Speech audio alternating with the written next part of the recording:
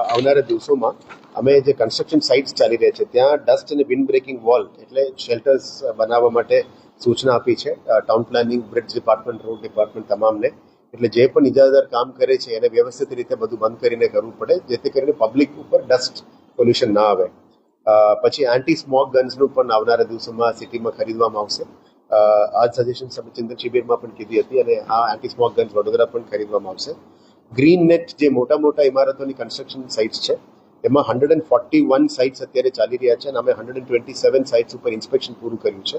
28.25 લાખનું દંડ પણ લીધેલા છે ફોર અનહેલ્ધી કન્સ્ટ્રક્શન પ્રેક્ટિસીસ. અને આવનારા દિવસોમાં building inspectors, town planning department અને ઝોનલ સોલિડ વેસ્ટ ડિપાર્ટમેન્ટ દ્વારા આવા કન્સ્ટ્રક્શન સાઇટ્સની ઉપર ફરીથી ચકાસણી કરવામાં આવશે. એમણે ગ્રીન નેટ્સ લગાવવા માટે પણ સૂચના આપી છે.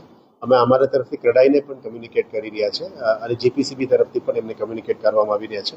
એટલે તમામ લોકોને વિનંતી છે જે બાંધકામ કરી રહ્યા છે અને સીએનડી ડિસ્પોઝલ ને પણ રેગ્યુલેટ કરવા માટે આવનારા દિવસોમાં જીપીસીબી સાથે મીટિંગ કરવાના છે. જે ટ્રકો અને સિટીમાંથી જે પસાર થતા વાહનો છે એને પણ ટાર્પોલિન મૂકીને કવર કરીને ટ્રાન્સપોર્ટ કરવા માટે અમે વિનંતી કરીએ છીએ.